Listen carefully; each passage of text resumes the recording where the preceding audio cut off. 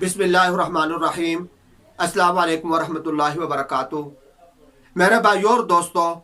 ہماری شریعت کے اندر والدین کے بہت زیادہ حقوق بیان کیے گئے ہیں، حتیٰ کہ قرآن پاک کہتا ہے کہ والدین کے سامنے اولاد کو اف بھی نہیں کہنی چاہیے۔ یعنی والدین اگر کسی بات کا اولاد کو حکم کریں تو اولاد کو چاہیے کہ وہ اس حکم کو سن کر والدین کے سامنے ناگواری کا اظہار بھی نہ کریں۔ ایسا کرنا بھی منع ہے، کیونکہ والدین کے جو حقوق ہیں، والدین کا حق ادا کرنا، ان کا حکم پورا کرنا، یہ اولاد پر فرض ہے، فرض عین ہے۔ اور اسی طریقے سے اگر والدین کے حقوق کو کوئی اولاد ادا نہیں کرتی یا والدین کا حکم نہیں مانتی تو یہ کبیرہ گناہ ہے۔ ہمارے شریعت کے اندر بہت سارے ایسے لوگ آئے ہیں، اللہ تبارک و تعالیٰ نے دین کی سمجھ عطا فرمائی تھی، انہوں نے ہمارے سامنے ایسے مسائل رکھے ہیں کہ جس کی وجہ سے والدین جو ہیں وہ بھی گناہگار نہ ہوں اور ان کی اولاد بھی گناہگار نہ ہو۔ ایک بزرگ گزرے ہیں علامہ طاہر بن عبد الرشید بخاری رحمہ اللہ تعالیٰ علیہ،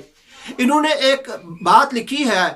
کہ والد جب اپنے بیٹے کو کسی کام کا حکم کرے تو اس کو چاہیے کہ وہ امر کے صیغے کے ساتھ بیٹے کو حکم نہ کرے، اس کو حکمن نہ کہے، بلکہ مناسب الفاظ کے ساتھ اس بیٹے سے کہے کہ بیٹے تم کو چاہیے کہ تم یہ کام یوں کر لو، یہ نہ کہے کہ تم یہ کام کرو۔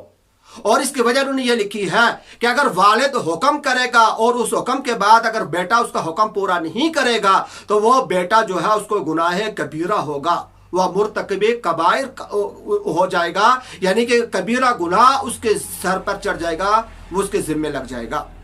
تو اگر والد اس طریقے سے حکم کرے گا جس میں صیغہ امر نہ ہو،